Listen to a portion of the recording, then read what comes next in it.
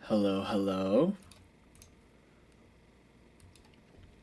How is everybody doing?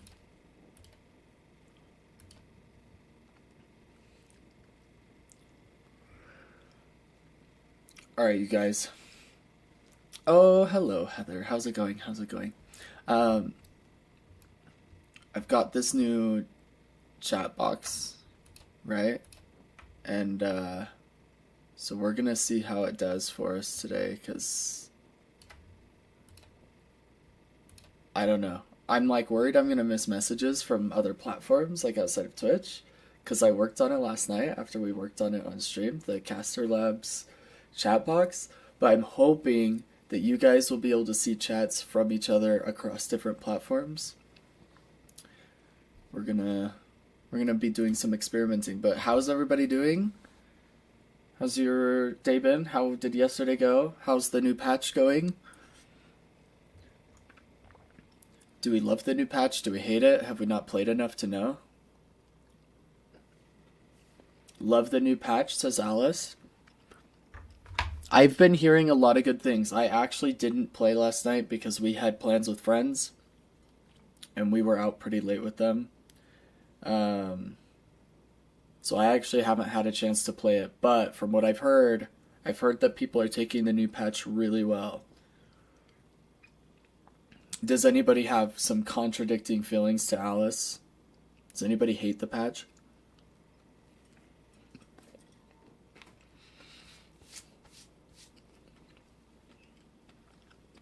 It seems like the balancing felt really good, and this is just what I've heard. And the third objective on the map, adding a little bit more to the gameplay and shifting the meta a little bit, it seems like that has all been received really well. It's good so far, says Crabshack. Okay. Well, awesome. I'm glad you guys have been enjoying it. Hopefully, I know Yoshi, you guys probably saw this, but Yoshi said something along the lines of like he has more patches that he plans on sending out, but he doesn't know when. And that that's before we can go into open beta. And I'm thinking we're getting really close. Matchmaking's supposed to be next, praise the Lord. Yeah, agreed. I'm excited for the matchmaking one to be hitting. I mean, Yoshi did say he doesn't know what order they're going to be in, to be fair. But I really hope the matchmaking one is next, because that would be really, really good. But oh, it's also going to be necessary for like open beta. Like the matchmaking does have to be refined before this game can go into open beta and do well. At least that's my thought process or my opinion. So we'll see, but I am really excited that he's got things going, moving along, and that the game's getting closer. It's getting closer. I got double voice going on. Oh, give me a sec.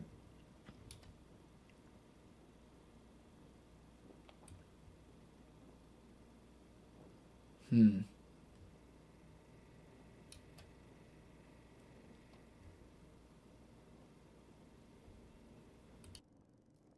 How about now? Is it better now?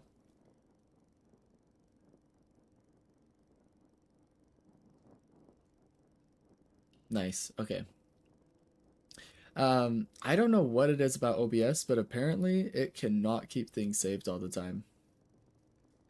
So sometimes we run into audio issues. I appreciate you guys pointing them out.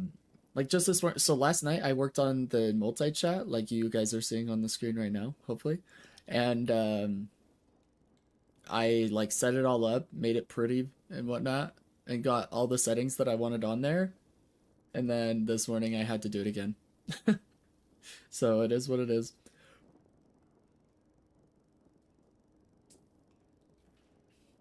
It looks sick in mid street ball. I'm glad you're enjoying it. What I'm hoping is that it is outlining like your guys's like platform, right? Like Twitch. So if we see YouTube chatters or Kick chatters and eventually TikTok chatters, apparently this is compatible with TikTok when we finally get them to let us stream with them. Hopefully it'll show all of them, but until we have another platform pop in or test it, we probably won't know.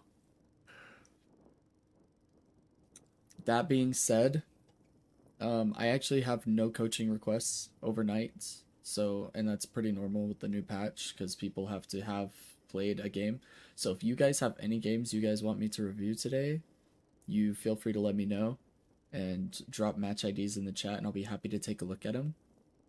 Until we have coaching requests, I figured we could start with some Pro VOD reviews from the new patch because these were games played yesterday. Heather says you do not want to see my matches, lol.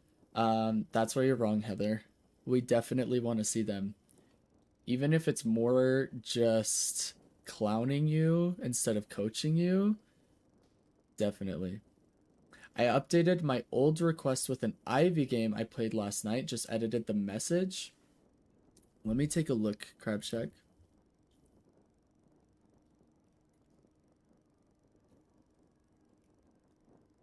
Was this the one? Okay, I see you edited it, but was this the request that you made in the the beginning of the month?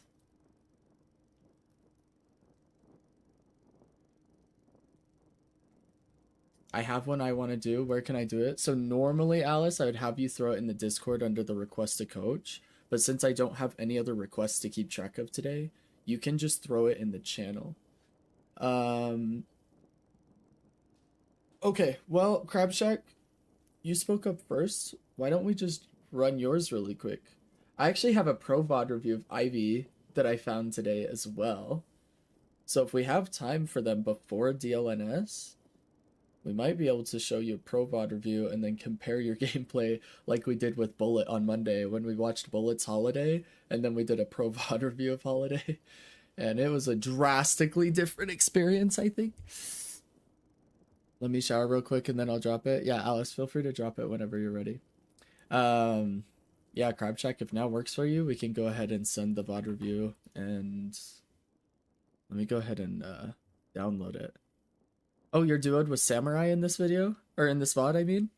It looks like, at least.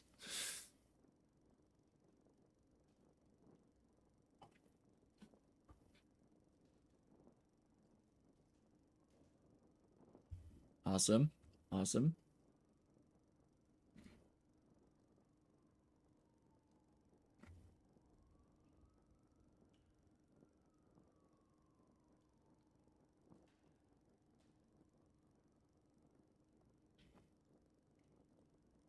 Alright, Heather, let me download yours.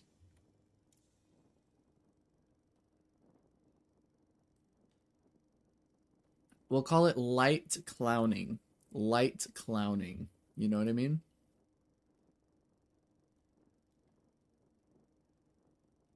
Heather, what rank are you? This says Initiate 6 lobby, but are you a different rank? What rank are you?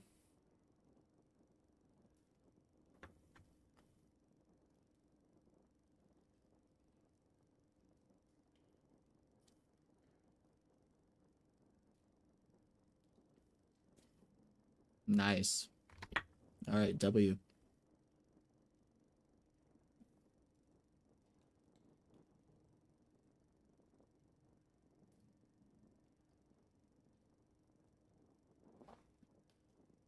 I keep dropping, then get back up a little. That's super normal, especially when you're learning or implementing new things. It's super normal. You were ritualist? Hold up. Are you sure? That's pretty high. If so, that would be quite the drop. Dang.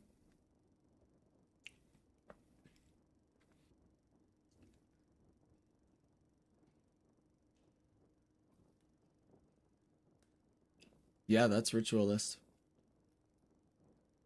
Yep, I feel you. I dropped 6 ranks back into the top of Ascendant. And yeah. I mean, I pretty much have just been dipping in and out of Ascendant and Eternus lately off stream. Because, like you guys know, I've been like learning new heroes, specifically Pocket for a while. And yeah, learning new heroes in Eternus is quite the experience because you're against a bunch of one tricks or pro players. I was Archon 3 a week ago and dropped back down to Emissary 3, lol. Yeah, that's super normal. It happens, it happens. Because I kept hovering between Alchemist and Arcanist and then hit Ritualist 1, I am Seeker 1 now. Well, we're learning. It's the price we pay for progress. Alright. Do we still have any sort of double audio? Or are we still good? I blame Bullet. Me too, Heather. Let's just blame Bullet and move on. Call it a day. Alright.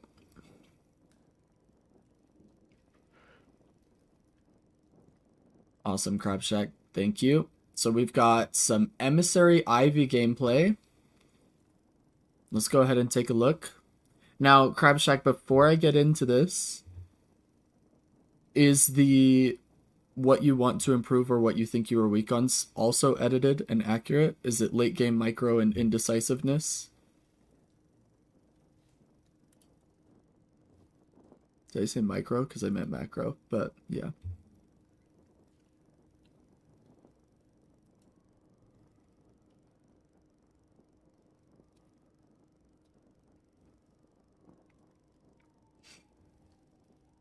Heather says I better see so much wall doming. Heather's such a troll. Crabshack says I would say yes, that's still accurate. Okay, let me pull up your notes on what we worked on last time. Wait, do I only have one? I only see one note with your name. Is that correct? Have we only done one other coaching session with you?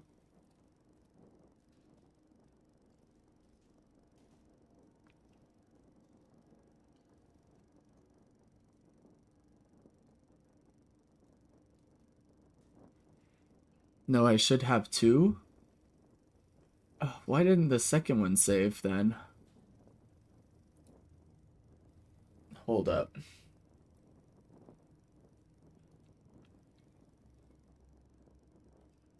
All right, let me just go to your to messages with you, and I'll take a look at the most recent one I sent you because apparently the one I have, it might be outdated. I don't know now.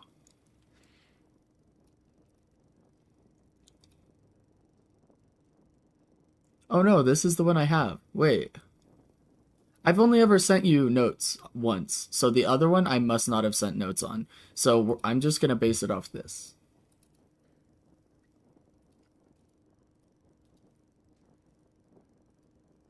Let me open this up. Let's actually start. Let me start by going over the notes because I want to make sure. I think that's true and that's fine. I don't do notes on all of them. Sometimes it doesn't warrant notes, or at least I feel it doesn't warrant notes, and so I don't do it. Okay, let's take a look. This was based on your McGinnis gameplay, so it was the first one we did for sure. So, swapping over, it looks like with McGinnis specifically, we were talking about setting tempo and lane. So if you're passive box maxing and if you're playing aggressive, have your teammate follow you, set the tempo with comms too. Build order isn't super important, but make sure we're building items that we feel we can capitalize on the best. Generally speaking, I would want you to play more aggressively because your character has such a great early game, and when you're solo after lane phase, you can just split push better than anyone else. Don't give up tempo. A lot of this is not going to apply to Ivy, unfortunately, but I do want you playing more aggressive in general. We're going to lock down our timings. These timings is now changed since then, but minimap and clock. Don't fill gaps in macro with your body, fill it with your comms. We're going to see if you worked on this. And then mid-game, except a lot of times Ivy will be filling with body, but we'll see. Mid-game, knowing you can get mid-boss, how many kills do we get? What ultis do they have available? What ultis do we have available? It sounds like this might be something we're still struggling with, is like what the next best decision would make when it comes to macro. And then the most important objective on the map is changed. It's now going to be Rift, and then Earn is going to be second to that. Deadlock is a game of trades, so let's see how you take trades when it comes to split pushing objectives or taking trades in lane. Okay. This is good to refresh, even though Ivy is going to be different. Let's go ahead and send this. You said, but also just Ivy specific tips, because this is like my third Ivy game. Yeah, not a problem. Mine so doesn't need notes, Heather says. My notes may just be clowning you the whole time. We'll see. But first, Crab Shack gets clowned. I mean coached. Alright, Emissary Ivy. And you're adding on to the late game macro that you also want like hero specific help, right? Which is going to be micro.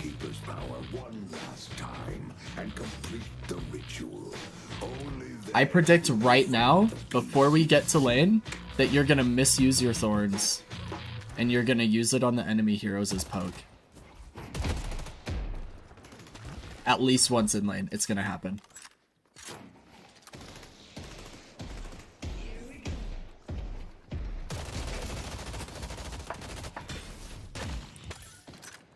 So, on Ivy, you're going to want to be meleeing minions a lot. It's just what I find to be the best, is you utilize your ammo and fire rate to get the minions low, and then melee them to finish them off.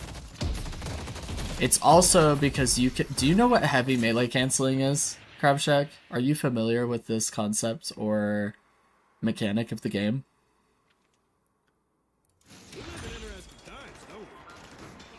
Monster rounds is also a massive buy. Yeah, with stone form, yeah. The reason why I say that is because, oh, be very careful with your ammo. The reason that I say that is because in higher elo, if you go to melee a minion, the enemy team might catch on and they might start to try to parry you. And so you can heavy melee cancel with stone form and not ever get parried while going to finish off minions.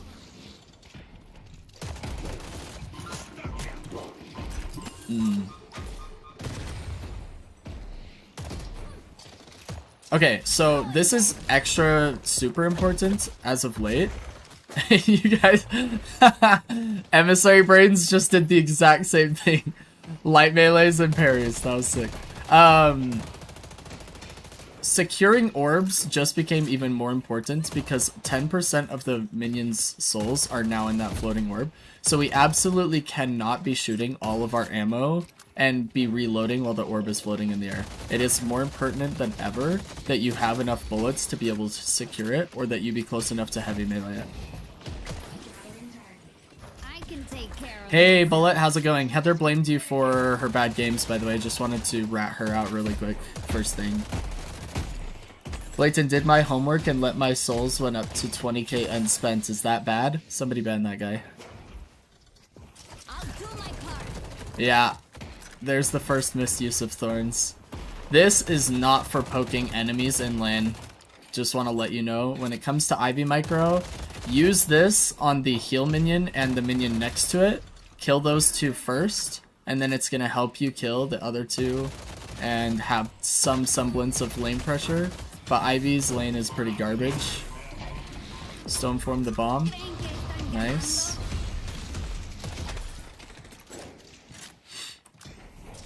We're gonna use thorns on the enemies again. Yeah. So so when you're playing, especially when you're playing weak side Crab Shack, you want to be using your thorns to steal camps. So this would be like stealing their minis, or making it painful for them to contest the minis, because if they come in to try and kill the minis, they're dealing with your thorns.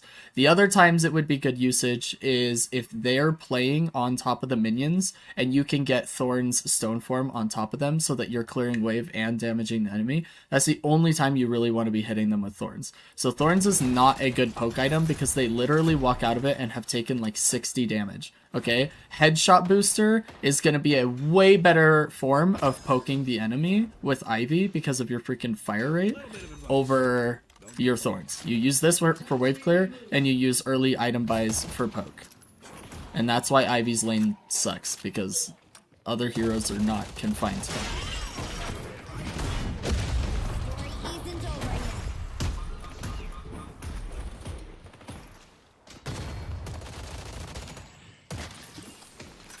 I already outed myself and sent Bullet a screenshot of me blaming him. That's hilarious. Heather ratted herself out as I was ratting her out. She did, and it was rude. See, this Thorns, it's just not gonna get you any value. Stone form. Okay, so if I miss a parry, I would normally wait for the heavy melee to start charging and then stone form. It just buys you a little bit of time. It also means that when you come out of that stone form, you can almost guarantee a light melee because they're gonna start meleeing you again. Just a little bit of tech. So you can try and trade a little bit of that melee damage. Oh, nice! But then we use okay. I don't think we've used Thorns the right way a single time. But that's because it's our third game, and now you know. What's your AP? Okay, this is really good. Are you... Okay, first off, before we get into builds and whatnot, are you copying a build and are you copying AP order from anybody, or are you making this up? I probably don't the whole game, lol, and that's okay, because it's your third game on. You should see my pocket gameplay. It's probably worse. I'm following a copy of Saya's Ivy and I'm using those APs. Okay, that's good. Because Saya is the GOAT. In fact, I think Saya is one of the best players in the game at the roles he plays for sure.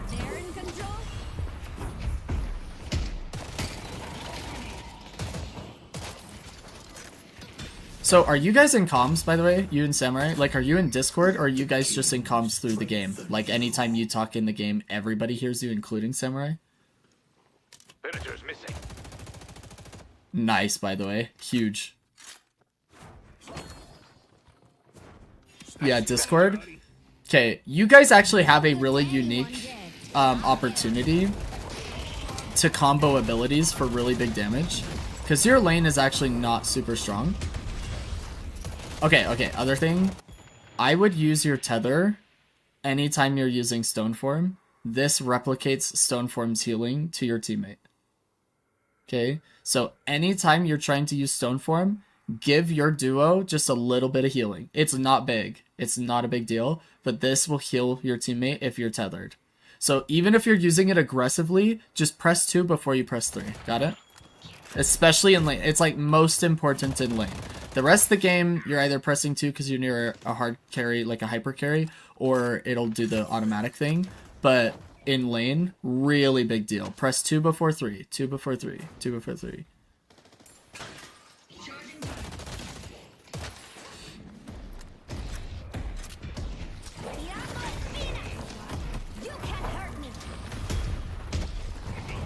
We're like just a little bit trigger happy with our stone form. And that's not necessarily bad, but if you want to optimize it, I would try to use it not just as mitigation, but also as... Nice. Not bad. Unfortunately, your teammate goes down. I would also like you to use it as, like, reversion. And what I mean by that is, like, let him use shoulder charge before you use gargoyle. Unless you're, like, really close to the tower and he's going to shoulder charge you in. But, like, use it after the shoulder charge for the heal. So you can, like, heal back the damage. You know what I mean?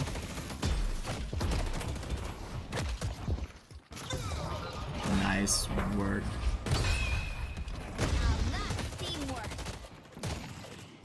Definitely struggle with using connection properly. Yeah. I mean, and that's okay. In general, in late game, it's pretty much like stand next to, in this team comp, it's going to be any sort of hyper carry or off carry, like the roles we discussed yesterday. So this would be stand next to Infernus or Geist and press 2, or late game, just try and play near them because it's always active, right? But, sorry, back to what I was saying about stone form. Especially in lane, you don't always, like, people will start to get used to the fact that anytime they get close to you, you use it. So if I were them, I would just walk up to you, let you use stone form, and then use a stamina to get away from you, and then you have no stone form for 30 seconds. However, if you wait for them to try and use abilities on you, and then you use stone form, you might find yourself getting more value out of it.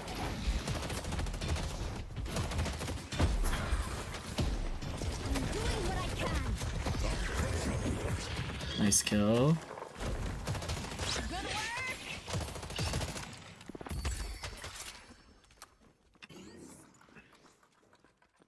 Where the hell did they go? Dang, I just saw Heather's message and she completely roasted Bullet. This guy also parries every time you come out of stone form. Can probably just get ready for a heavy melee for free. Welcome back, Alice. Sorry I missed your message. I would have used Healing Right on Samurai here, and I would have told him, like, hey, I'm going to use Healing Right on you, do a box art or something, so that he's not taking damage from the enemy. But there's no reason for this to be off cooldown, and for him to be half health. My friend's survival is paramount. Okay. Nobody, not bad.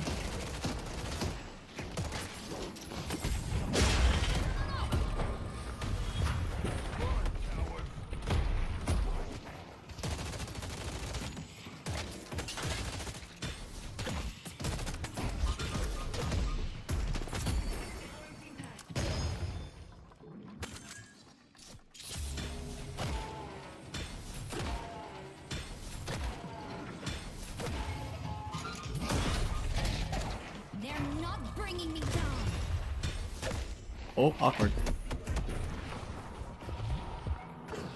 Actually decent movement. I don't know how intentional it was, but that was decent. That's a good use of thorns. That right there. This is what I want to see more often. Is like if they're shoving into your guardian, you use it on the minions that are pushing up to help you clear quicker. Your guardian takes less damage. That was a good usage right there.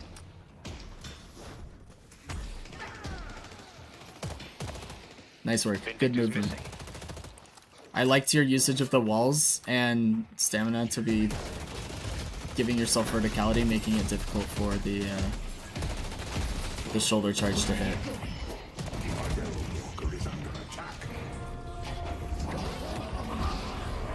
Oh, nice gargoyle. Huge gargoyle, by the way. Okay. You guys are bailed out here because literally half your team shows up to just own kids, okay? But I want to say this fight goes poorly if you don't have team backing you up because you misplayed, okay? And the big misplay here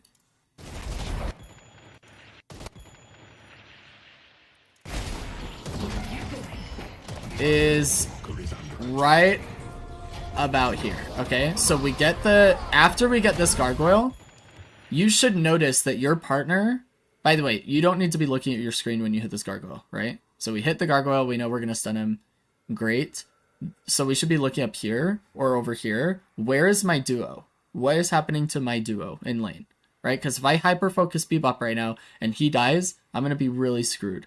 So the misplay here is that you get 1 point in your ult for the barrier. That is why Saya is having you put 1 AP in your ult during lane phase. It's so that you can give him 300 absorption in these types of fights. So what you need to be doing here is not dashing forward, it's dashing backwards, picking up Paradox, and dropping him on top of Abrams so that you A, do a bunch of damage to low health Abrams, and B, give him a 300 absorption shield. Does that make sense? If your Holiday isn't here bailing you guys out, you should have lost this fight because you misplayed this. Does that make sense? This is why we're putting 1 AP here, is to get a huge freaking shield on our teammate and still do 150 damage to the enemy. Okay, look at how much damage he took, how much earlier he would have died, and how much more pressure Samurai would have been able to apply if he had a massive shield on him. But look at how far he's forced to play back right now because he's nervous, because he never got his Ivy's shield. But you got Infernus and Holiday here for whatever reason, so you guys got bailed out by like a 2-man gank. But just keep that in mind for the future, right?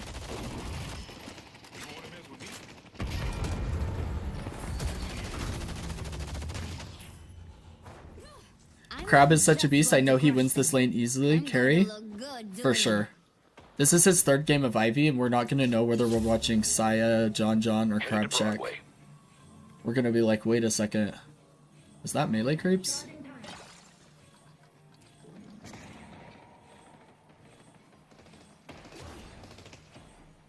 So this is another opportunity. Like, pick him up and get aggressive, and you guys have somebody here to help you. Like, missed opportunity, you know? Although it should be on cooldown, but you get my point.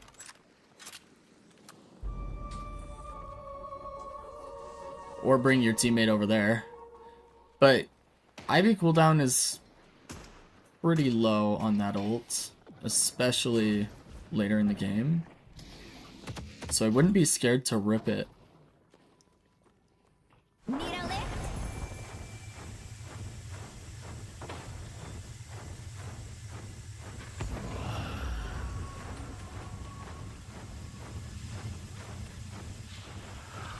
Samurai is in there, bro. They destroyed the Guardian on green.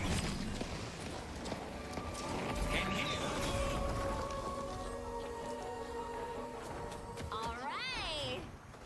Okay, really good job recognizing that they're giving Rift and that you need to get over to the Walker. I hope this is where you're headed.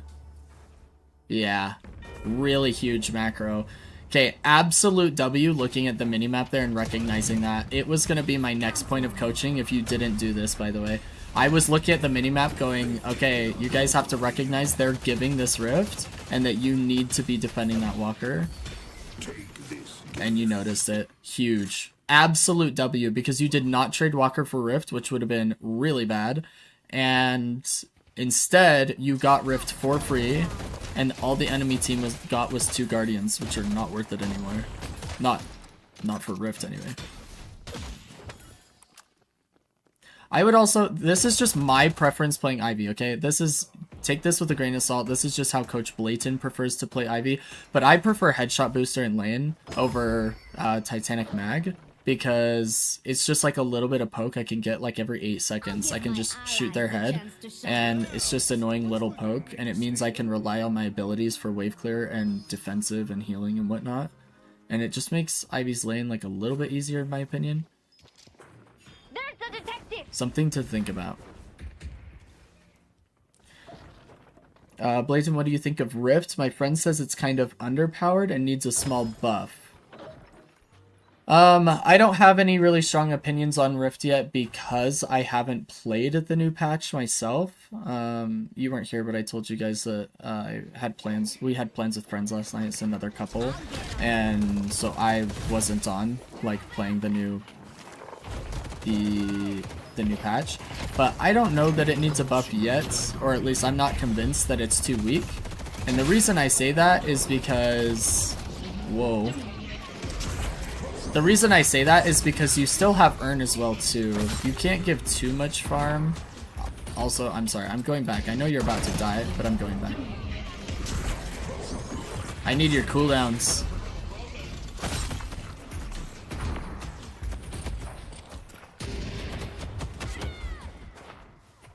We have stone for him.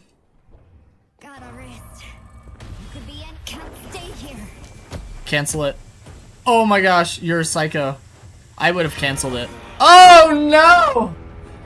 Okay, so this is another thing, is like sometimes airdrop is not for flying away, it's for shields. And I think you may have had a better chance of living if you had canceled it. Because you still would have gotten that verticality. Like all you needed was the verticality and then you had stamina. So you could have lived that if you'd have canceled it. But you were like, oh, maybe I'm out. And then Vindicta was like, free stacks. I thought Ivy threw that barrel. Yeah, Crab Shack's just cheating. He's using holiday barrels. I see the detective. It's for the barrier. I didn't know you had to cancel to get the barrier. Yeah, unfortunately. I'm loving these stone forms, by the way, on the Bebop bolts. This guy is hating the game right now. Great job. Oh my gosh, nice freaking work, Shiv. Okay. Dang, I'm curious how you guys lose this game, because you actually have a pretty decent start here. I imagine it has something to do with this. But we'll see. I imagine Pick Haze just like takes out your Geist late game or something and you guys are just dealing without one of your strongest heroes. That and that your guys' only real front line is like Shiv.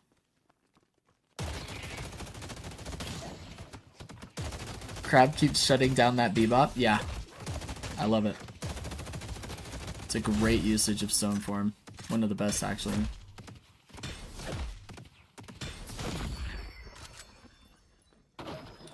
I don't love that you're the one side laning here, though. Is this being communicated to your team? Like, Eternus or Geist should be in this lane, getting solo farm. I feel like you're clearing it out of necessity. I feel like you're clearing it because you don't want that wave to crash your walker. Okay, Eternus is over there.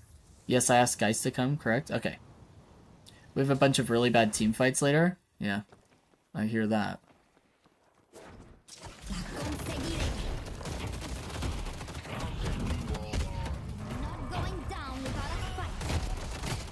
Not my favorite Stone Form. You're not going to get a ton of value there.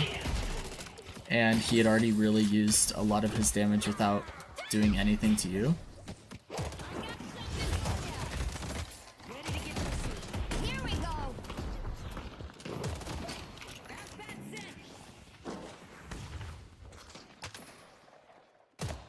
You better tell your Holiday you're not pushing. I don't hear your comms, but don't bait her, that's for sure. Okay. Infernus died, so we're covering the wave. That's good. Oh, Geist was on her way. It was like too late to know. Headed to Greenwich. Infernus is coming back.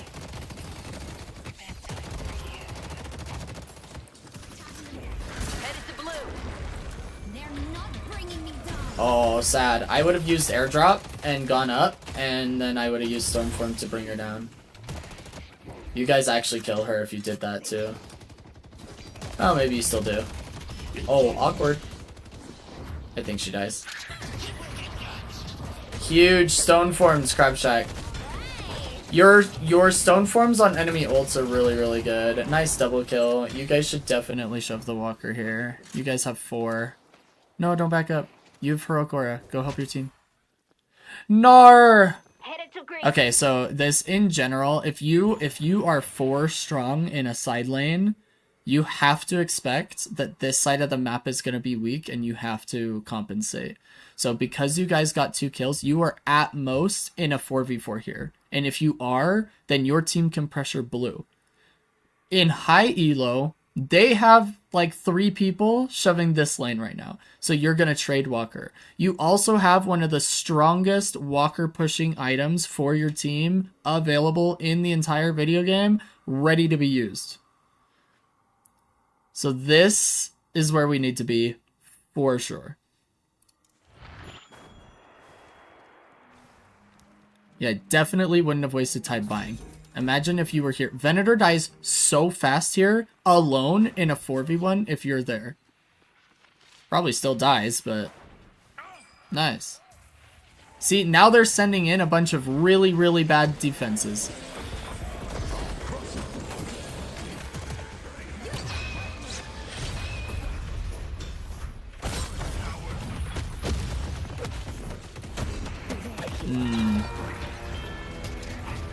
Yeah. If we were there, this fight goes completely and totally differently.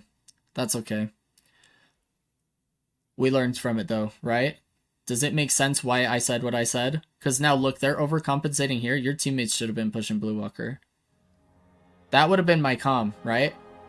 So I would have said, yo, we're 4 strong on the side lane. We're going to pressure this Walker. They may not defend you guys properly in blue. You guys shove blue at the same time and one of us gets a Walker here. Boom. Then you guys get a Walker at 18 minutes instead of lose one.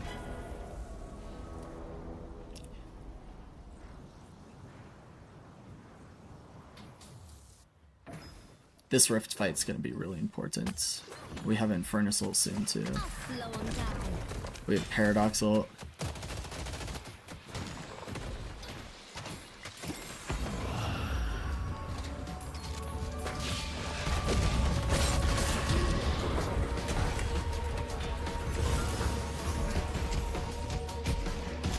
I would pick up your Geist and insta-cancel for the shield.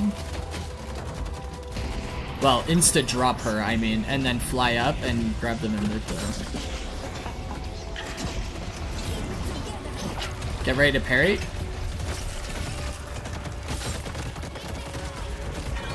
Dang. Nice try.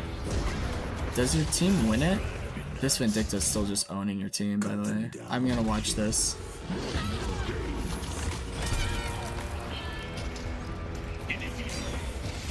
I think your team ends up winning this.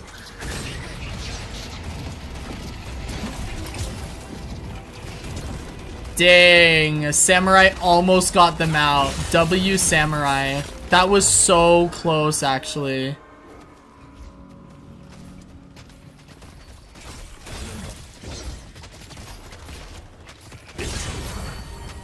Nice. Okay. Wait, what happened to the rifts? What am I missing here? My comm was to focus that Vindicta because she was so low. Oh, does he die from that? I don't know. Let's go back to watching you. Sorry. Okay, I wanted to see how that fight played out. Once you spawn, you just boost over here and protect the walker. Good play. As soon as you clear this wave, I'd fly over here. I wonder if that's what you do. I don't think it is.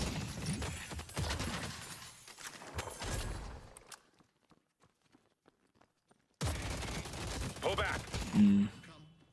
Okay. It went neutral, souls came out. Oh, I see. Okay. So you're not utilizing your ult enough, and you're not taking advantage of this shield enough in these fights. There's a reason why Saya has you maxing this ult first. That slow and silence are so big in team fights. So you need to be utilizing this, preferably on like a teammate that could use the shields, like Eternus or Geist. And what you do is you pick them up and insta-drop them on an enemy, right? Like, don't fly them around very long at all. You just want to give them the shield and you want to do damage to the enemy. Then you use the rest of your flight time to position yourself to Stoneform Vindicta out of the air. Because she's super squishy. Once you get her on the ground stunned, you just let your team know that, yo, I'm Stoneforming Vindicta, can anybody help me? You guys kill her. She dies. Okay, let's see how this goes. Well, this day got a lot more exciting.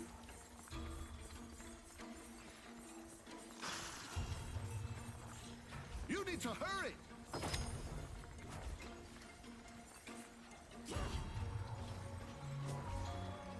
You do know where you're supposed to take me, yes? I got this.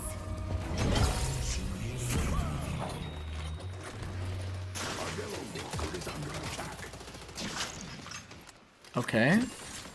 Kill your teammate. Oh, sad. I would have healed Eternus and Paradox. You could have healed them both to like full with healing Nova. Alright, new pilot, guys. New pilot. Everybody chill.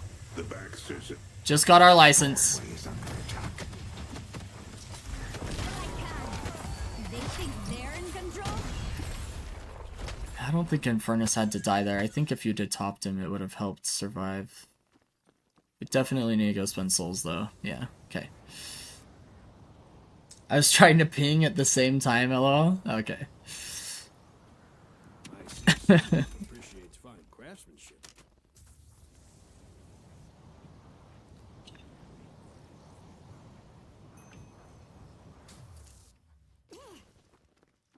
Also, yes, new pilot. Yep. I'll do my part. Let's go yellow. So Saya does a little bit of gun IV, huh? Alright.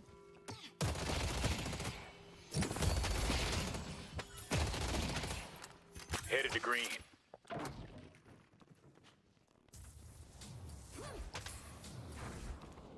Let's push green. York is under attack. I am. So Eternus wants to push this side Sounds lane. good. The enemy team is pushing your blue lane, though.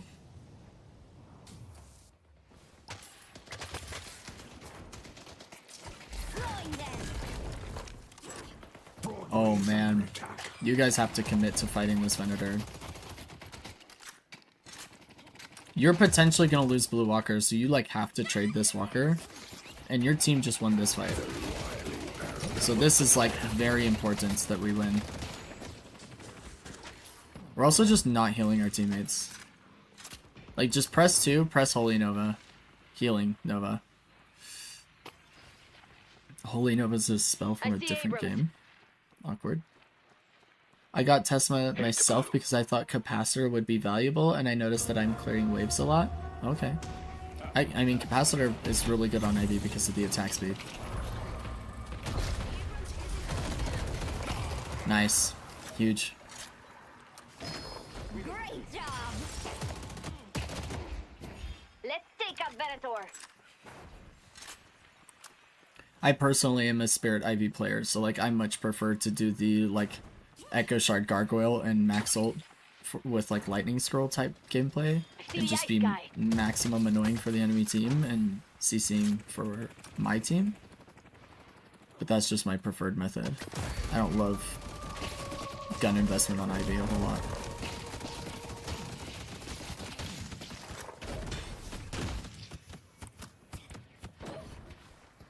I feel like we should definitely just finish that camp because we're really close. And Eternus has already created space for the rift. And our team is already correcting blue. Enemy team did earn.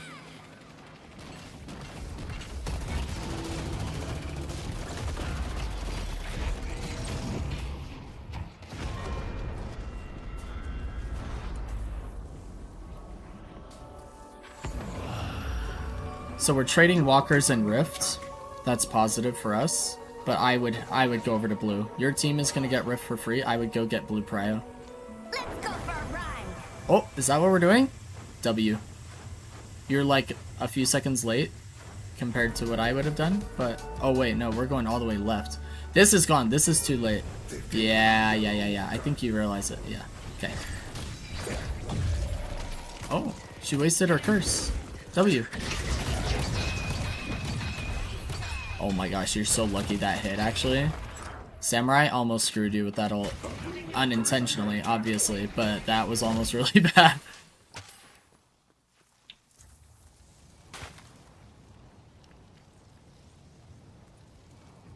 Okay, all around, not so bad. Unfortunately, you can't go mid-boss because your 2 mid-boss killers are dead. But ideally, that would have been a decent mid-boss time. Aside from the Abrams ult. But you have gargoyles, so. I'll do my part. Greater expansion saved me? Yeah. She came back in range too. She moved towards you.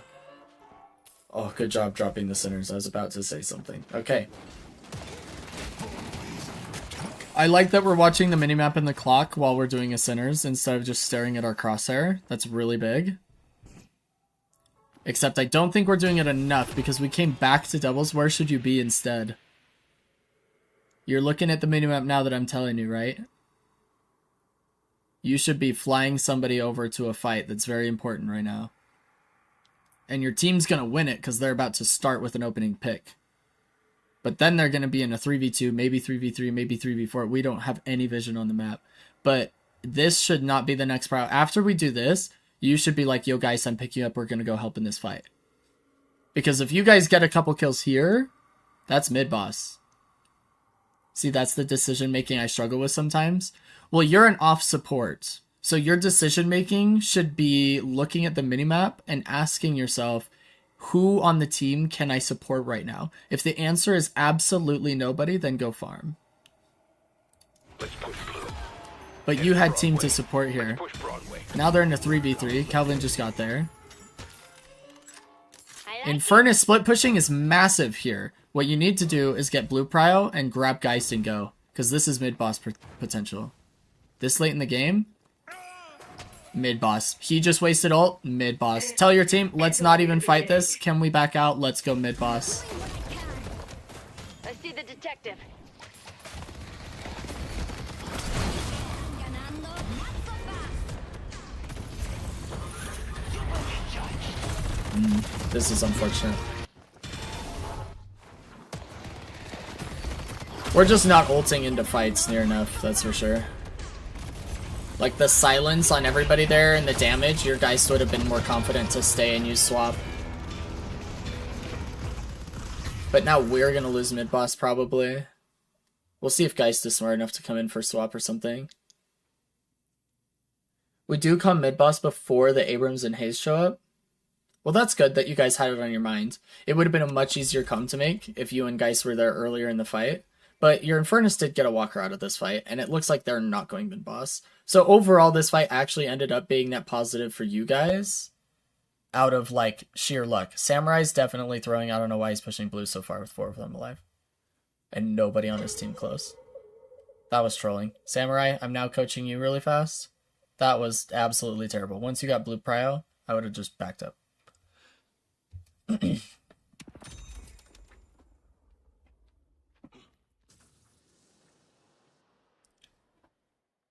Does it make sense to be looking at the minimap and understand as an off carry that you should just be looking for your teammates before you look for farm? Because if you'd done that, this goes way differently. The rejuvenator is descending. You won't get there in time. They took the rejuve. And they got all 3.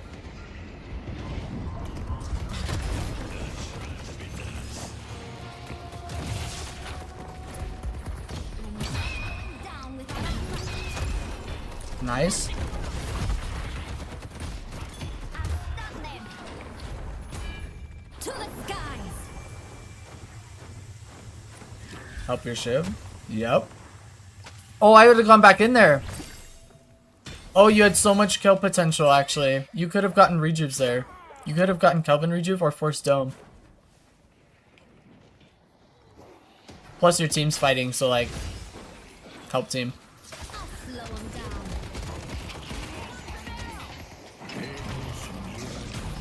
Oh no. I would have gone in and used my gargoyle for my team.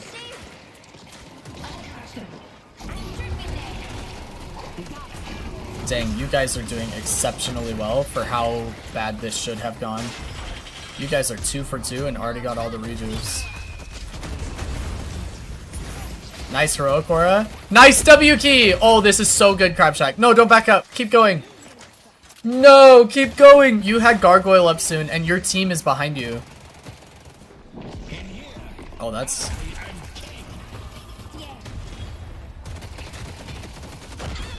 Oh, sad. Okay, so I do want to say, okay, really quick.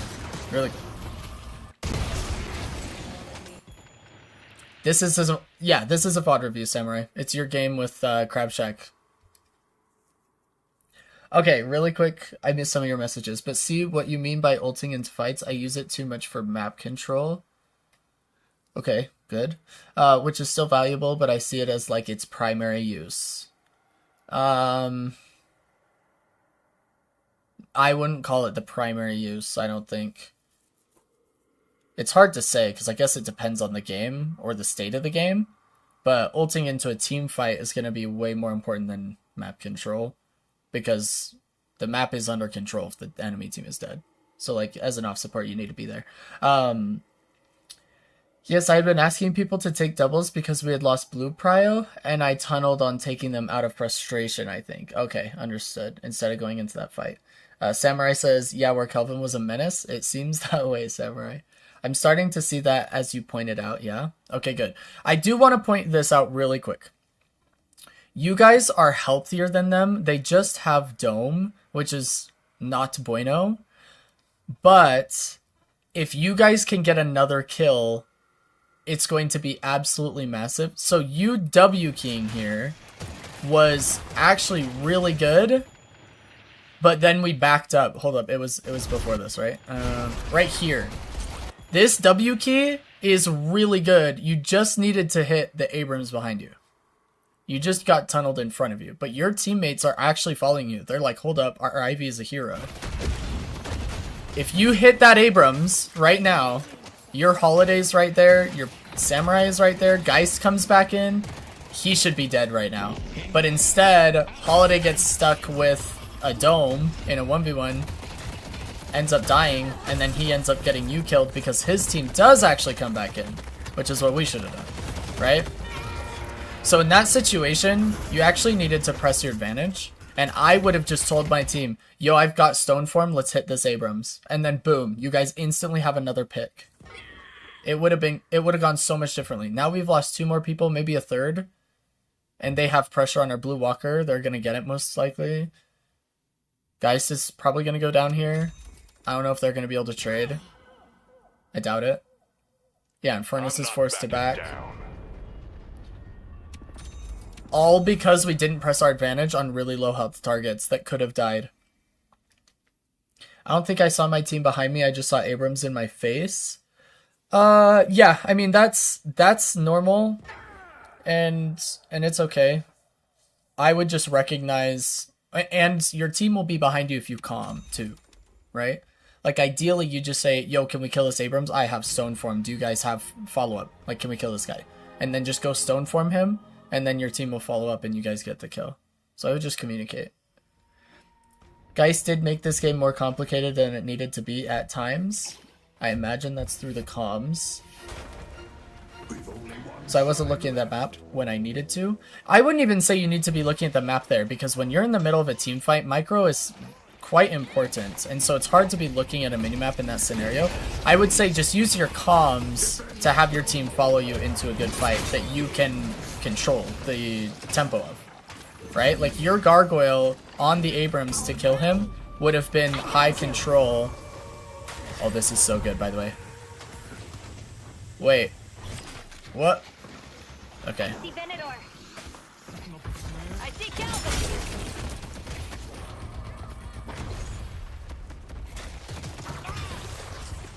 Nice. Nice. Rift! Rift! Okay, I think we notice now. Yeah, we need to get our bodies in this rift.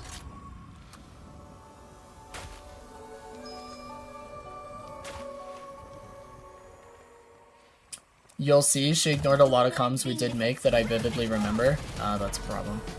That sucks. What happened here? I'm assuming this is temporary. Otherwise, did we really just lose a 5v6? Fly to blue. Fly to blue. Fly to blue. Fly to blue. Fly to blue. Fly to blue.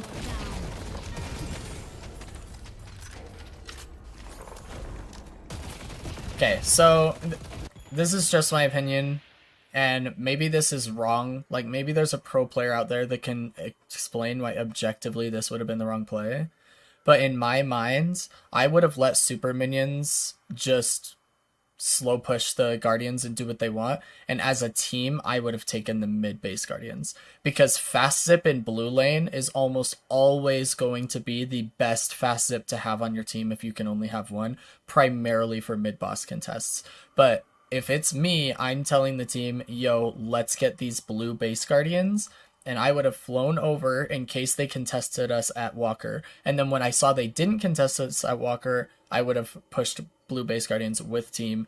And once we got the blue base Guardians, we would have dipped and stolen farm on our way out because they're all spawning. But this whole like solo push with super minions on a side lane just would be way less value in my opinion. Does that make sense? I come to take blue and come to me for shrine. I just figured we should press with the super minions in the lane.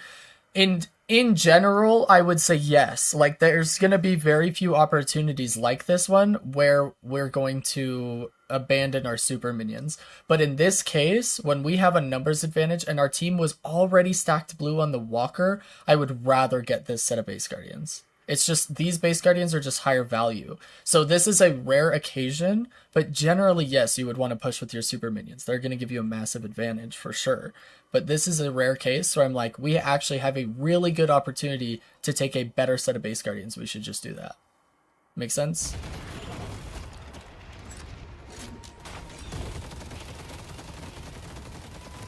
Now it looks like we do get base Guardians in general, which is good, but we should leave. This is overextending at this point. They've got 4 here. Yeah, get out, get out, get out, get out, get out, get out. We just don't need to be here. Wow, what a hook. Super dead. Yeah. Yeah, this was like just completely unnecessarily aggressive. This is why I wanted to just get blue base guardians and leave and take farm on the way out. Because we accomplished nothing here. We just gave him a kill. Okay, let's fast forward and take a look at what the enemy team does. We need to be grabbing that urn. Geister and Furnace should be running that urn. Or denying it. I don't know what you want to do.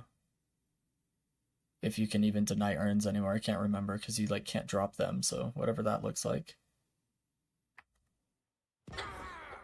So we lose Furnace to Haze pick, and then the enemy team is grouped around that left side.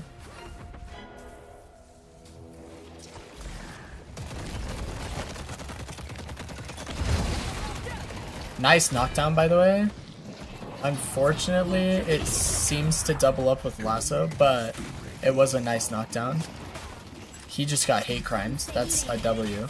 Again, we shouldn't have lost this game. I'm telling you right now, this is one of those games where your impact actually could have changed the outcome of the game of the few things we've already talked about. We need to be prepping for mid-boss. Do we not know that? We have mid-boss in 7 seconds. We need to be over there. They don't have Dome. Their best mid-boss contest is down. I see the robot. We have Gargoyle. We have Eternus ult soon. Mid-boss has arrived. Oh no. Headed to Broadway. Is there a reason we're not using capacitor on this Chud? Gargoyle! As soon as curse ends! No!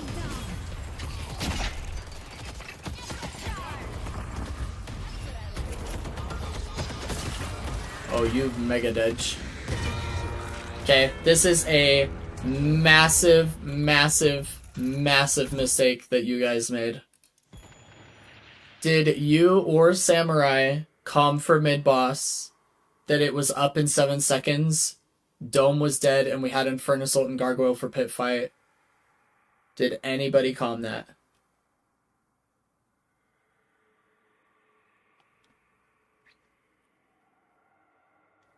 Yes, we do. We're searching for someone in our jungle for a pick, you said. What pick?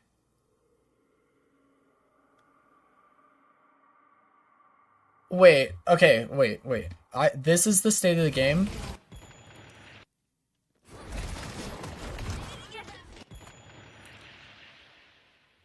This is the state of the game. Right now. Mid-boss is up in 4 seconds. And you guys are about to be 6v5 with Infernus and Ivy in the pit. And all they have is Haze and Abrams. And you guys are telling me you're looking for a second pick at 36 minutes into the game, almost 37 minutes?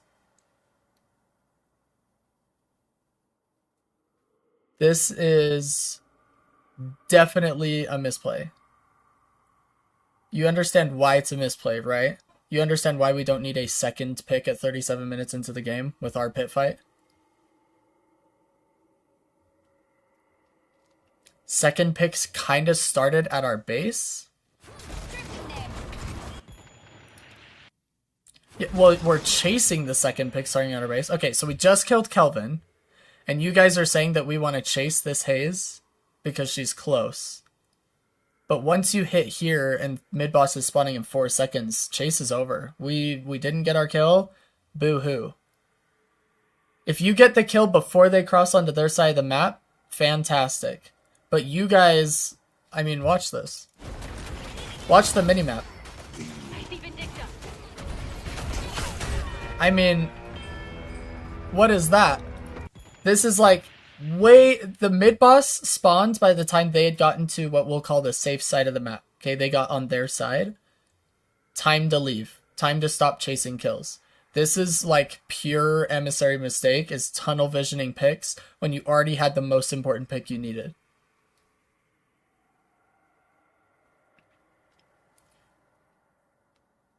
Yeah, we don't recognize that we could just force it with Kelvin off the map for a whole minute. Definitely a misplay. So this is going to be a really important concept, is you have to think about your pit fight versus theirs, okay? You guys have 3 really, really important pit fights with a 4th that is like... Actually, you have 4. You have 4 really good pit fights. They have like max 3. Okay? I'm not counting Venator. I'm just saying Hazel, Dome, and Abrams ult. Okay? You guys have Paradox Bombs, Ivy ult and Gargoyle, Infernus ult, and Shiv dashes. This is an insane opportunity for you to get rid of the best contest that they have. After that, it's just like an Abrams ult, which gets gargoyled, and it's just over. And Hazel, by the way, also gets gargoyled. Or Infernus ulted. So, this was a mistake in, we were unsure at how our comp stacks against their comp when it comes to mid-boss. So this late in the game, after like 25 to 30 minutes, unless they have some sort of massive soul lead, you guys can go mid after 1 pick. So once you got that Kelvin, I understand the I want to kill this Haze, they're out of position, but once they're on their side of the map, that's when you guys need to change the comm. The comm needs to change to, hey, they made it to their side of the map and mid-boss is up in 3 seconds. Like, let's just drop the chase and go get mid-boss. Make them come back to you or give you 3 rejuves. Yeah, I think we both thought we needed another kill to secure mid. 3 not spirit docks, but you still have bomb damage. The bomb amp is going to be applying damage to everybody. That's the damage amp, anyway. Do you have max ult? Yeah, you have max ult too. What more could you want? You don't even need the damage, to be honest.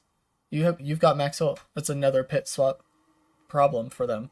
Silence through the wall. So I'm still counting you as a 4th. Max Paradox ult is massive. You can pull Abrams out of the pit after he ults your team, and it won't even matter that he just stunned everybody.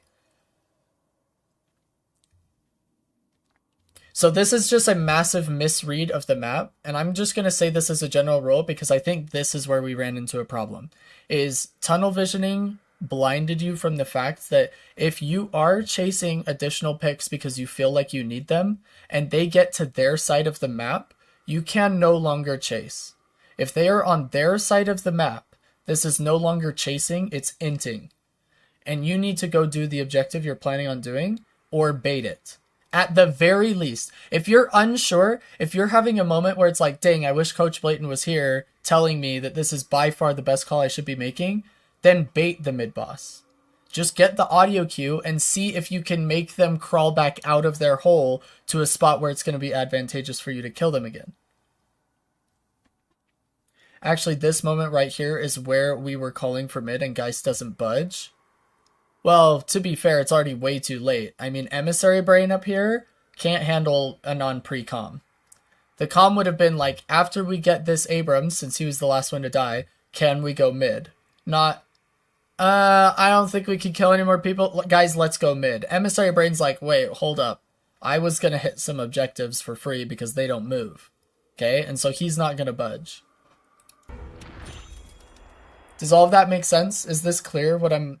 Do you feel like you'll be able to apply this into your guys' next games? Was it clear enough that you feel like you wouldn't make this mistake again? Was pre-com to kill these people then go mid? That's unfortunate that Geist is not listening to the pre-com then. But we're still getting mid, which is good. Because she's got both of them on her. Which means you guys have time to do mid. They are just now realizing their mistake by fighting Geist, by the way. Just now with that audio cue, they went, we got baited. Okay, I'm glad it helps to hear it and that you guys feel like you understand the idea between trying to get additional picks and wasting time chasing kills. I would say in general use the midpoint of the map as your kind of boundary. If they make it over there and they're still running for their lives, that's when we go mid-boss. We're not going to chase past mid-boss to secure mid-boss. We're not going to want to backtrack for mid-boss unless we actually are getting a kill, right? Like if we actually get the kill, then great. But if we're just chasing it down, hoping we can get it, we're wasting time. At this point, what would my goal be with these rejuves? Wait for Geist. I would farm and wait for Geist. Think Emissary Brain sees no walker and says, what push? That is so accurate for Emissary. I feel like Emissary doesn't know what to do once the walkers are down, and when the walkers are up, they don't know what to do other than shove them. That is exactly the right way of thinking about Emissary, for sure. You don't want to be fighting a 5v6. That's donating rejuves. It's just a terrible idea. So now that Geist is up, I would be looking for a pick. Anywhere you can. Oh, Rift. I would go Rift.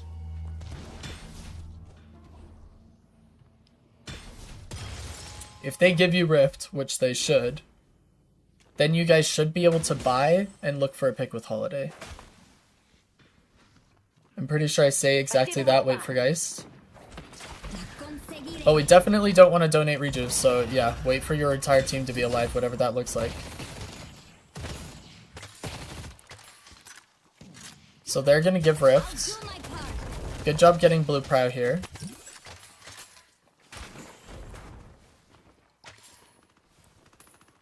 I don't like this call. This is not bueno. We should be pushing with super minions. This is troll. Okay. So, what we don't want to do when we have rejuves is get separated and donate rejuves across the map, or potentially die because we don't have any vision on the map. We know where 2 of them are right now. So, whoever called Earn, or if Shiv was planning on doing Earn himself, I would just calm with the team. Yo, Rift is going to be free because we have rejuves. If they fight it, we win. And once we get super minions, we just push up with super minions with rejuves and see if we can find any picks outside of their base. If we cannot find any picks outside of their base, we clean their jungle. I want this side of the map gray. We clean it out. Okay? But the Earn separating from the team, I mean, imagine if you had Shiv running at this Venator right now and you ult silence him, stone form him, root him, and then, well, you don't have this max yet, but you know what I mean? Like, you guys get a pick outside of their base right here. But instead, he's like, wrong side of the map. Absolutely tragic. They think they're in control? Mobility's ready. I'll crush 'em. You need to leave. I won't die here.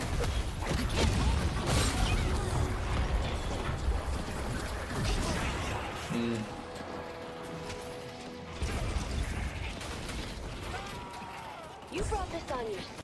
Your strongest ability has been off cooldown this entire fight. You have a silence for 3 full years that you can apply on like at least 3 people that are grouped. We have to be using this in fights more often.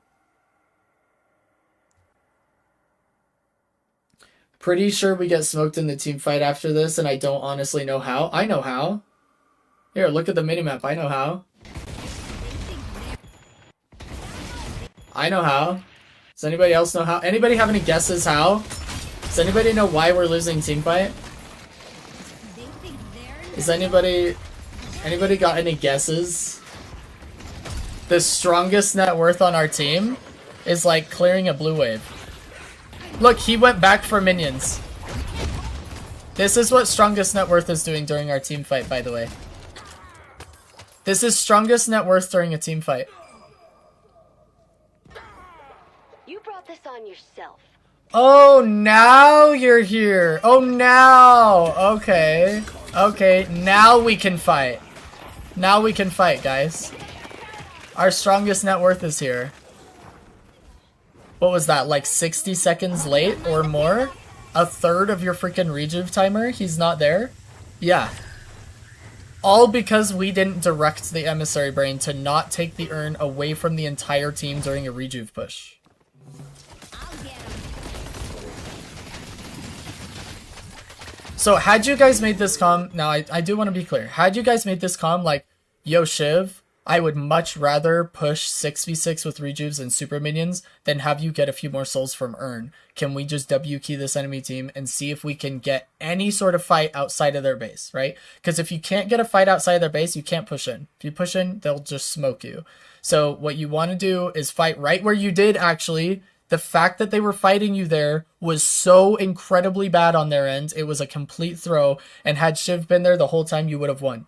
You would have been getting kills, and the more kills you get, the further you can push until you actually were able to take a shrine. And you actually might have gotten enough kills to take their entire base had you not done this whole, like, dealio. Had you made the comm and he still didn't listen, there's nothing you can do about that. But it's my job as your coach to tell you, you absolutely have to be making that comm before he even has the idea in his head that, oh, maybe I should do Urn. Because that is a terrible call. So you need to tell him, yo, guys, after this rift, let's push 6v6 with the last of our rejuves and super minions, and let's see if we can catch them outside their base. Simple as that. Made an example out of another one. Hello, Shelly. Welcome in, welcome in. You deranked from a single loss? I'm sorry to hear that. Savior of Spanish Harlem. Felt like swimming through mud trying to get through their front line. Well, that's because your Shiv top net worth front line wasn't there. That's because you guys are fighting 5v6s. Alright, let's see where we go from here. You still shouldn't lose this game. This is still winnable game state. So, let's see where it goes. Although, their patron should be down right now, by the way. In higher elo, their patron was downed. Actually, in higher elo, they don't fight you like here, right here, like idiots, but... I'm sorry to tell you that I used stone form on a mid boss because it was dying really slowly, but then everyone arrived and I didn't have stone form to stomp it. Shelly, you can't tell me these things. It hurts my soul, you know that?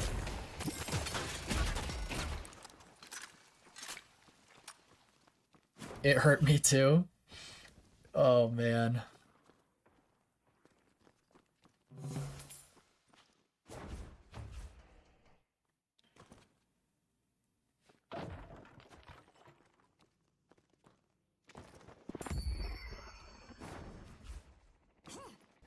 I'll help out however I can.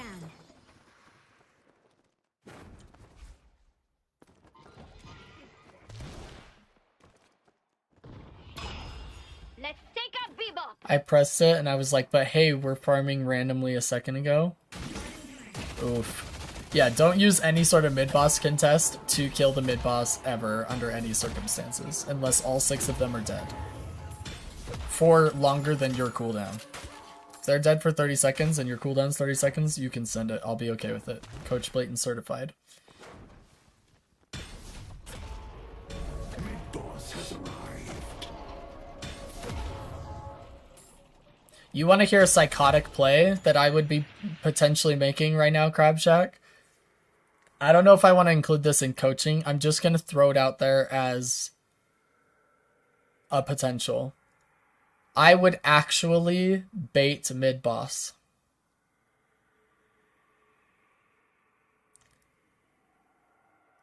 The reason being is if they can test you in these corridors on the side or on the stairs, and you guys are waiting for them because all you did was bait the mid-boss, and you guys all stack in the same area, okay? So what I mean is like bait mid-boss and you all go to this staircase or that staircase or this corridor or that corridor, whatever it is, right? Like I want you guys to be completely stacked 6-man. You guys have a stronger close quarters fight than they do. So if you bait mid-boss and you bait emissary idiots into actually fighting you in close quarters, they will get murdered. Vindicta will get 3 bullets off before she dies. Hayes will get 2 bullets off and a channel of her ult for half a second before she dies. And the Kelvin Dome will not save them from 6 of you in there. Because Kelvin Dome will cover the whole corridor. You're all in there with him. He's actually going to trap his team unintentionally into infinite Shiv dashes and gargoyle thorns and stone forms.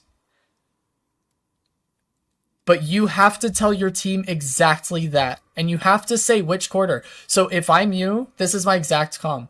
Hey guys, we bait mid-boss audio queue. As soon as we get audio queue, all 6 of us in the north corridor.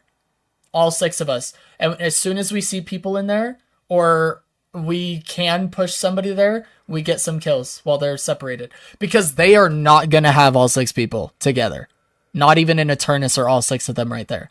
They're going to have like 2 here and 1 here and 2 here and 1 here. You know what I mean?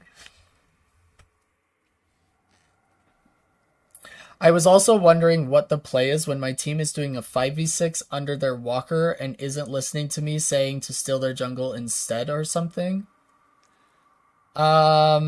Yeah, so the play there is go die under walker with your team. Like, unironically, there is nothing you are going to do to make that situation better if they're not listening. If they're not listening, it's like one of those, if you can't get out of it, get into it moments. I would just see if you can make the bad play as good as possible at that point. Because there's nothing worse than fighting 6v6 under a walker, enemy walker. That is like the worst situation ever. So I would probably just go help them any way I can. I was still in the other half of the map of jungle, but I guess that's not it, huh? I mean, it depends on how early into the game, right? If it's early enough into the game that you feel like you can't lose before you can actually properly scale, then you could probably just steal the entire map of jungle and get super fed yourself, but you would have to be on a hyper carry. If you're like playing Ivy and you're getting super fed, it's probably worse than just throwing the game with your team by fighting under the walker. I would just say, hey guys, I think this is a really bad idea. We should probably not be fighting walker, but I'm coming. Can we talk about it when we wipe? And then I would just go in there, fight under walker, do your thing. And then when you guys die with getting like 1 kill and half of the walker's health, you can go, hey, so next time can we not do that? Haze probably does count if you're building and playing her like Pars does. So if you're playing like not the meta pick Haze, but like fixation Haze, then yes, Haze would count. Because Haze is actually disgusting if you play her as a hyper carry, scale properly, and are better than the enemy team.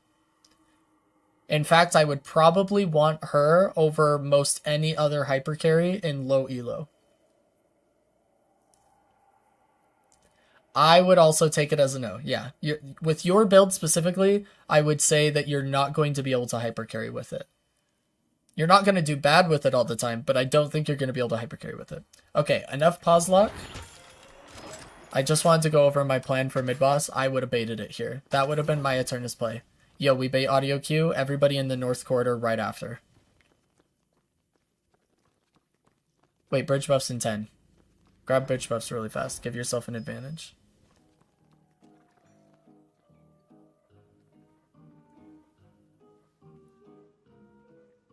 You have a good eye. So is it just if out of options, just play with your team? Yes. So I've always said this, and I'm a strong proponent of it. I would say that in general, coordination can supersede a bad play in the lower elo you are. And what I mean by that is 6 people making the totally wrong play, maybe the worst play you could call on the map, but doing it together might actually be better than making the right play as 1 or 2 people and 4 people making the wrong play. So your coordination might actually outplay the enemy team even if it's the wrong play. So yeah, I think if all else fails, risk playing with your team.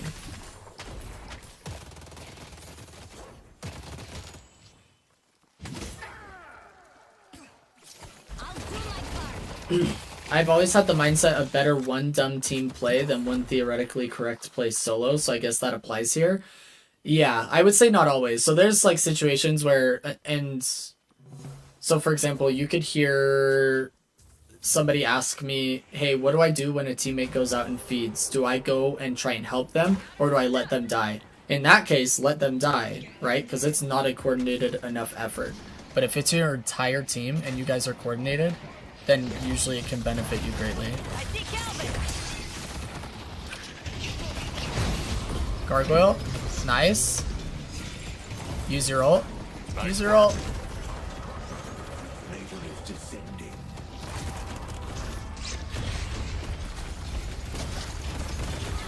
Ooh, alright, I think that loses us the game. I don't even think we get any rejuves here.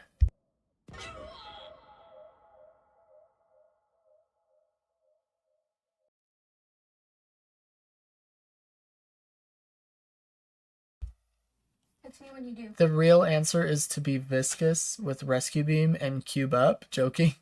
Yeah, that's the real answer. Okay, so that is what lost us the game right there. That fight was the turning point for sure. Eternus getting caught out prior to the mid-boss fight, and then the pit fight going poorly. I also don't think I've seen you ult in a team fight in the last like 3 team fights. I think ult has been off cooldown for like... You know what? When's the last time we used ult?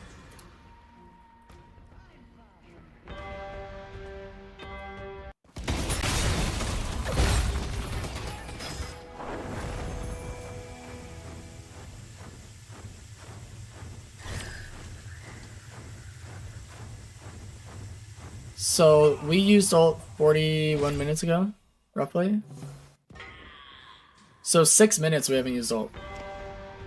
We could have used ult 5 times, but we haven't. Think that fight was more nail in the coffin? Yeah, that was the massive turning point of the game, was that mid-boss fight right there. It has been completely anybody's game winnable up until that point. You guys have had bad fights, but they were all recoverable except for that one. That one's unrecoverable. The silence is so nasty. Yeah. I'm on my way. Her ult is disgusting. Love Ivy ult. I'm glad we used it here. Echo Shard, Gargoyle, Capacitor.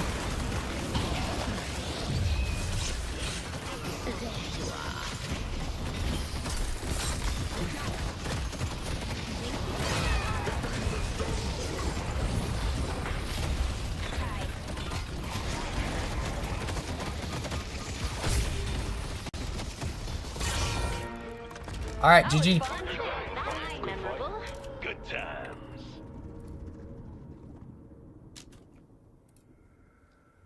All right, let's kind of just go over everything we talked about over the course of the game.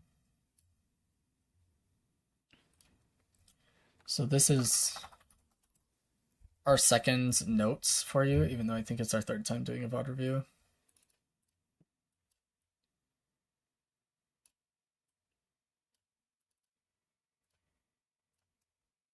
So during lane, only use your 1 for wave clear. The poke on it is really insignificant. In general, I would use it to help clear the heal minion plus minion next to it, since you don't get lane pressure. So we want heal minion early to help us not lose too much tempo. Does that make sense? Do you understand what I'm saying? Like, you want to get heal minion first because it will heal your minions and it gives you time to kill the other 2, since generally you're going to be losing lane tempo as Ivy. Can also use it to steal camps when possible. It's hard for them to contest. Does that make sense? We okay with that? Yes? Okay. What do you suggest to do when nobody shows up at the rift, even when it's called? Give it. If your team isn't there, it's a team fight. So if your team isn't there, you have to back up and give it. Depends if the people that do show up at the rift are even numbered, even matched. If absolutely nobody's going to show up and you're guaranteed to die, just leave. Yeah, what Samurai said is true.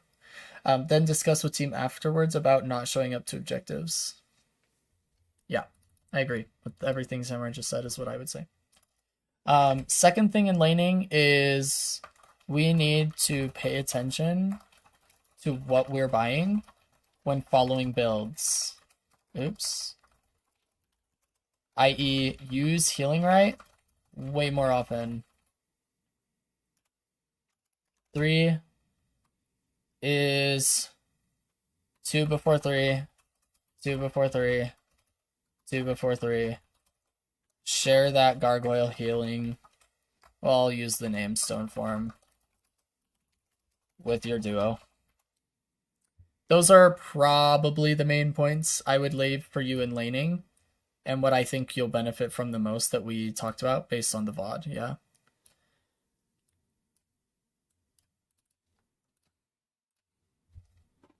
Okay. There was a time in my life when I had some sort of mid-boss notes.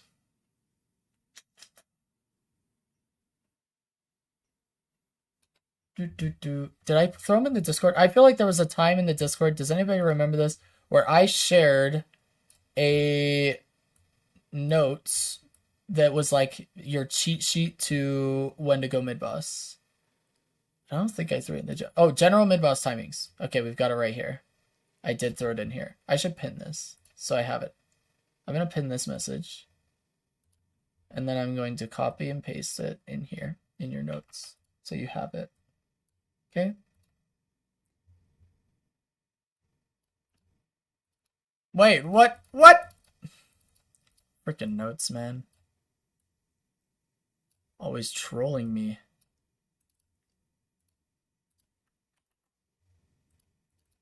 Oh, I don't like this at all. No background color.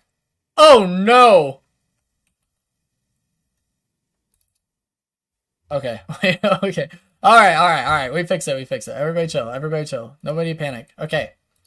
So this is like general mid-boss timings. And I think this is still accurate. Let's go over it really quick. So, becomes a possibility to realistically clear after about 16 minutes. After 17, 30 to 18 minutes, you can drop mid-boss if you're up 3 players. Sometimes you can even drop after you're up 2 players if you still have great mid-boss ultimate contests. So if you have these ults and they don't, kind of a thing. After 20 minutes, you could go mid-boss after 1 major kill. Think we just killed like Kelvin, for example. Do I need to find you a tutorial for your notes app? No, thank you. Probably though. No, I'm kidding. You don't have to. It's not me, it's the notes. You understand? Like, it's not a skill issue, it's the notes fault. So yeah. Anyway, and they have no other mid-boss contests. So if they only have like 1 major mid-boss contest, which your team did not, enemy team had Abrams, so you were not able to go after 1 kill at the 20-minute mark. This would have been after the 22 to 25-minute mark, in which after that Kelvin kill, you would have been able to go mid-boss. Heather? Somebody ban Heather. Okay.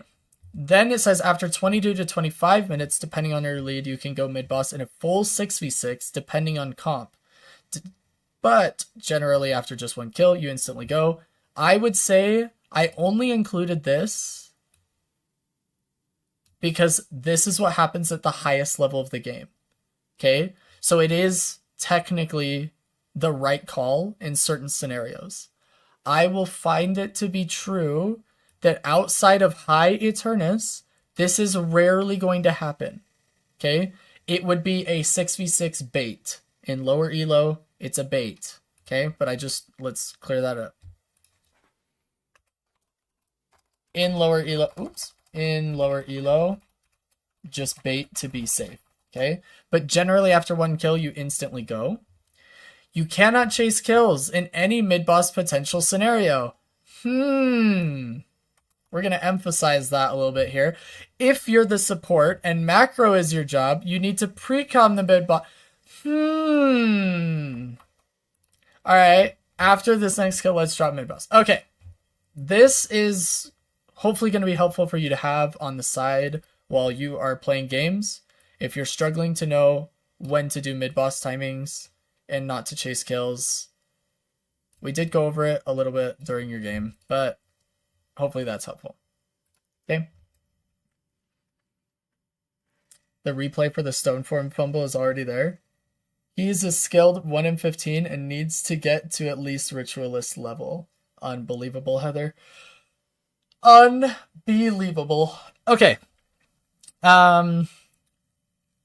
throughout the mid to late game. Mid to late January? What kind of pre-fill was that? Alright, first, we need to utilize ultimate in more ways than one. Right now, you do a great job of using it to cross the map because you're paying attention. Attention to minimap. Here is how I would improve this. Oh geez, this is like, why did it get so small all of a sudden? What in the heck? Okay, if your team is fighting on the minimap, it's your job to get there as off support, preferably carrying somebody else, like if possible. If you have to go out of your way to pick them up, probably not happening. Okay. B, initiate team fights for your team from the safety of the skies, i.e.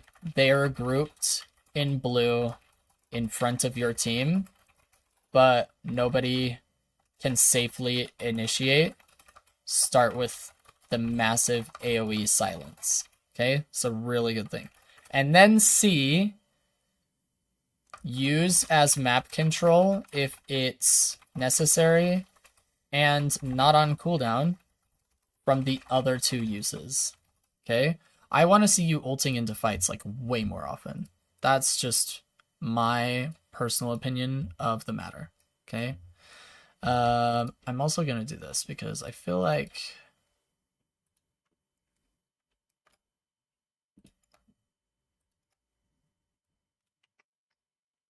we're saving ult for next game for sure. Makes sense to me. Good. I'm actually thinking.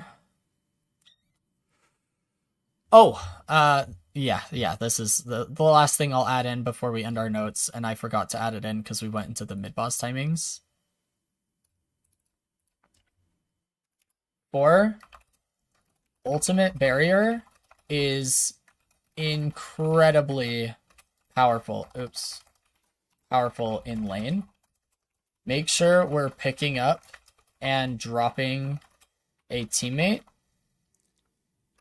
to give them that extra survivability. This can... What's the word I'm looking for? Not when you change fights, but like when the fight goes in your favor all of a sudden. What do you call it? There's like a phrase that I'm looking for. Help me out. Turn this. We always say this can turn fights. This can turn fights really well in lane. Because think of it this way, you instantly healed your teammate 300, like almost effectively if they're still fighting, but you did 150 damage to them. So you just did a net positive 450 health swap to the enemy players just by ulting your teammate and dropping him on them. And if you hit 2 of them, it's even bigger net positive. So like this can turn fights really well, for sure. Climax? What in the heck? Okay, that is the last thing I want to add in there. I think this is going to help you improve the most and what I would like you to focus on. And then we can go from there as you start to learn more about Ivy and whatnot.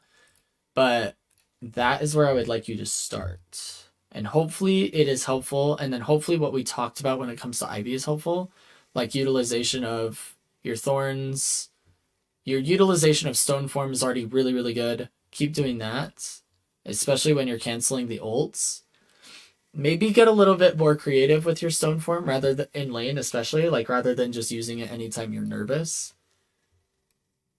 That's up to you to kind of figure out over time. I don't want to like fill your brain with too much, but we can also do a ID Pro VOD review sometime soon. I don't know if we'll have time for it today, but we have to update you guys. Apparently. Funny because it got censored? Wait, what got censored?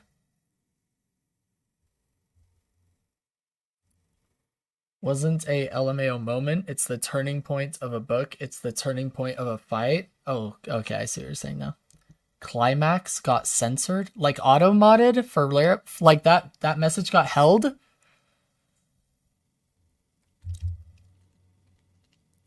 What in the heck? Where does climax come from that it needs to be held? All right, well, thanks for approving it, Heather. Although, automod shouldn't be stopping you guys from saying, like, LMAO anymore. That was happening for a long time because I never fixed it. Is that still happening? No, it shouldn't be. It just be doing its own thing? Yeah, I mean, climax, what a weird word to stop. Yeah, it works? Okay. Yeah, I did, like, certain permitted phrases, like LMAO or ROFL, like random stuff like that. But, yeah. Climax? I guess maybe I need to add that to permitted phrases or something, because that is wild. Okay. Automode does need to stop being so weird. Agreed, Shelly. Okay. Guys, when is DLNS? Somebody help me. When does Deadlock Night Shift start?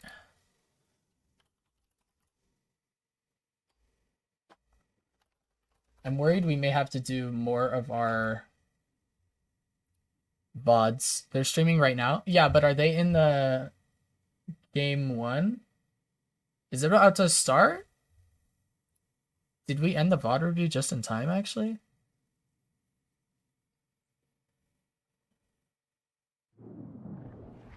Oh, 4 p.m. Eastern. So, yeah. They start in like 2 minutes with game 1 of EU, which is Abraham's versus Oblivion. Yeah. Of course, happy to coach, Crab Shack. Thanks for being here. Always a pleasure. Okay. Alice and Heather, will you guys do me the largest solid and throw your coaching requests in the Discord under request to coach? Just like fill that out really quick so that we can do them tomorrow. I'm doing a live coaching for More Toxic tomorrow. He's probably going to be the first thing we do in the morning, if I had to guess. And then I can do your guys' VOD reviews after, and then any additional VOD reviews that come in. And then if we have time at the end of the day, we can do pro VOD reviews. But I would love to do a DLNS watch party for the next few hours with you all.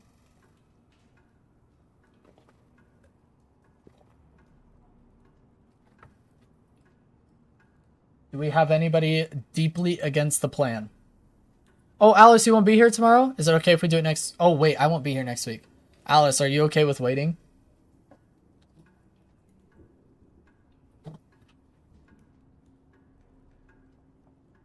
Okay, awesome.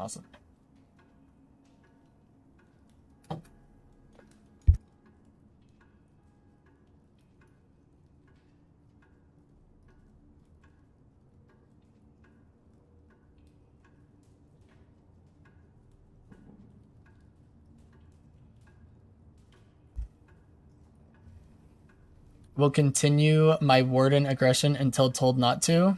W. Maybe I can get a way better match before tomorrow. Sounds good. And here I thought we could see me fumble the stone form on stream. We can. But, okay, so here's the deal. My wife and I are going out of town tomorrow evening after stream. And we will be gone for a week, most likely. Now, there's a chance that I come home early, because we may or may not have a funeral to go to shortly. We've got a family member that's not doing so good. So I may be home earlier than that. But until further notice, the plan is to only stream like Friday of next week. Okay? And then we will do as much coaching as we possibly can on that Friday, because I'm missing the entire week. And that is that. Hopefully that's helpful. But it also means that tonight, because I helped my sister on Monday night with the bunk beds, and then yesterday we had plans with friends, that means tonight is the only night I'm going to be able to game with my brother this week. So I'm definitely going to be gaming with my brother, and that'll be a fun time. Oh, thanks, Crab Shack. It's okay. It's just life. we can go ahead and hop into the DLNS watch party. But yeah, I will be gone. I won't be streaming on Friday this week because I'm going out of town tomorrow evening. Yeah, I appreciate that, you guys. Thank you, thank you. Don't worry. He has had a fantastic life. Shelly, thanks for the prostate check. Yeah, I would say he's actually a really cool guy. You guys can look him up. He's like somewhat famous in the extreme sport that he was in. His name is Clay Egan, and he's my uncle. But unfortunately, he's not doing so hot, and we're gonna miss him. But we don't need to focus on that. We're just focusing on the fact that he's super awesome, and we're really glad with the time we were able to spend with him. Let's hop into a DLNS watch party, probably. And then if you guys can throw in your, like I said, the request to coach channel with the VODs that you come up with. And like Heather, if you want to wait until you find a better VOD, that's totally fine. But that will be infinitely easier for me to keep track of. Heather, I think you just... Oh no, Alice sent one. Thank you, Alice. Appreciate you putting it in there. Let's go ahead and switch this up. Now, okay, wait. Maybe you guys know this and I don't. But is there a way to, like, host the stream? Or do I just have to literally do what we've been doing where I just bring the Twitch tab from Microsoft Edge onto the monitor? Is there a way to do it differently?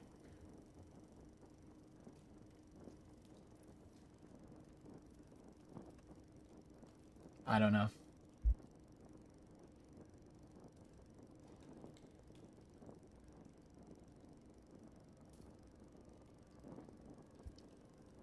I work every Monday and Friday, so I'll be most active Tuesday and Wednesday. You can host it, but only if you end stream, right? I don't know. I know that's how it works with raids. Like when we want to raid somebody, we like pick who we want to raid, and then when I end stream, it like shoots all of you guys and me over to his or her channel. But yeah, I don't know. So Alice, next week, Friday, if you won't be available, we'll plan on doing yours the following week, like Tuesday, whenever you're available. Except Tuesdays are usually patch days, so that might not work. It's probably going to be a minute, Alice, to be honest with you. It sounds like because I'm going out of town next week, it'll be like the Wednesday after that. Hosting is the same way, except their stream shows up on your channel when you're offline, as far as I know. Okay. Feels like the simple solution is just to full screen their Twitch stream, right? That's what I'm thinking, Samurai. I was just wondering if there's a different way to do it that's better. Yeah, Alice, sorry I can't get to you sooner, but we will go ahead and we'll get it for you eventually, for sure, for sure.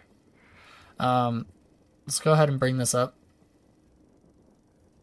I am gonna go with BZ. And then Prism. you guys let me know if you I want it louder or I quieter, dig the name, but because seriously, to I everybody who's out usually here supporting, whether do on things Patreon, fairly Twitch, quiet YouTube, compared just to watching the everybody show, else. telling your friends about it, it makes a difference. When we were here week in, week out, have we crossed a year, guys? I mean, I feel like we're really getting there. We're on 45, so we're not quite there if we do it once a week, Jake. It's pretty close. I mean, we skipped a couple weeks for Christmas and New Year's. Like we're true. Really That's on the true. cusp of it. So That is a very good point. I'm proud that we've been able to come all this way and that we've got, I think a bright future in Deadlock. If this is the, minor update before, more significant stuff coming. If you missed it, Yoshi posted about that in the Deadlock official Discord. Then I think it's a great sign. I think the game is actually really fun right now, and I'm, a big fan of these initial changes. I'm really excited to see what the top players are able to do with it, how they work around them. Yeah, I think things are going to be quite messy today, as we'll actually take a look at those patch notes now and catch you guys up on what you might have missed being released just All right, yesterday. Shelly, you Starting have off good with the King of the games. Hill. So if you guys remember, in a previous iteration, the previous iteration of the Good urn, luck you in would your deposit games. it in a position that would cause a King of the Hill battle to activate. But those two objectives have now been pulled apart from each other and act completely different. So no longer King of the Hill. It's going to be called Unstable Rift. And Jake, I mean, having some experience into it here already, it's going to be, I think, messy. At least for the first week for teams to get acclimated to this.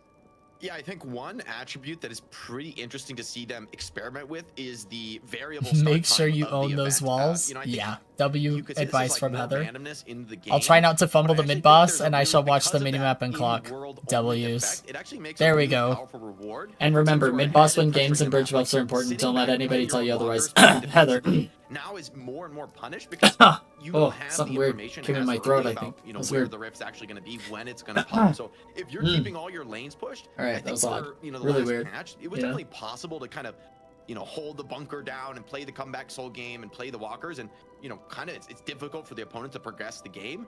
I think the unstable rift is really Double gonna voice is change that back. now. It's going to feel a lot course it worse to is. be sitting on the defensive. Teams are going to be more motivated to be out on the map, Okay, it control the area, should and be see what's gone going on. again, Also, it hopefully. just starts a pretty powerful push wave, because when you win the unstable rift fight, if you win it, you summon Thanks so basically much, Crabshark. super Appreciate troopers, it. men in black, to come push down a lane for you, and those can be incredibly powerful. I mean, if you fight with those troopers, they can take base guardians, I think, way early than was realistically possible before. Big shout out to really quickly here, Dan Korsaka with the 10 gifted here dropped in the chat. But I do have to actually wonder, Dan, thinking about to these new super troopers, the men in black troopers we got, is there any sort of rim interaction we could see making them even stronger for a push? Yeah, that's exactly what I was gonna. The first thing I was gonna say is that I do wonder like what teams have been doing with respect to that, because it does seem like very powerful, and I could absolutely see if you drafting a comp towards a push-based style where you really maximize the advantage that those troopers get if you add the rem buffs or the little helpers, in addition to any other heroes in your composition that are really good at like pushing them and just playing off the tempo. So it is interesting, will the game emphasize more of a macro style element? I'm really curious how the game's going to change, and also how much priority actually ends up being put on the urns, because obviously it's a solo objective. The rift is going to be significantly more important. So it's going to be really fun to see how it plays out as we get to see a little preview right here. Silver standing there, just looking to claim the rift, and there are the new troopers. They're very big. I don't even think I and know scary, this to be EU honest. team that's planning on They're playing. tough, man. They are tough.